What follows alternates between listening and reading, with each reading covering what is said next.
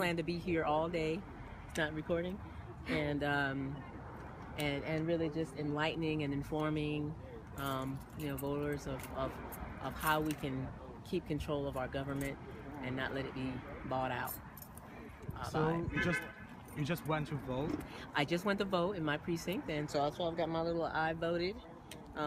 It feels good, and I know that there are people who the whole mail-in ballot, but for me it feels good to go into the polls, to greet the volunteers that are working at the polls, to get my pen and paper and write down the votes and stick it into the machine. And so for me, I'm still old school that way. I like that feel of the actual process, because that's, although we're in modern times, I feel like that's the way what people fought for, just for us to be able to go to the polls and vote. And so that's why I like to do it the old-fashioned way. But Okay, so next question is, who did you vote for mayor? I voted for Tom, but for mayor.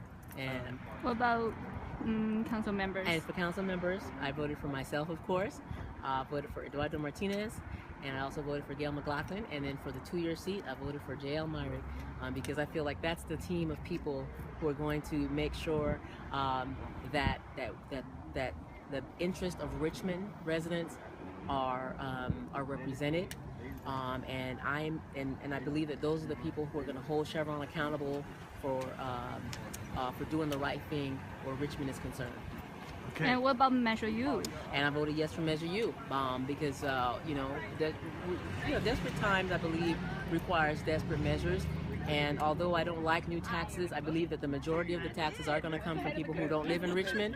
But also, if we're going to complain about not having streets that are paved, and yet we don't want to vote for Measure U, then we can't complain. So if we say we want streets paved, if we say we want services, then we all have to chip in what we can to make sure that happens. And so that's why I voted for you as well.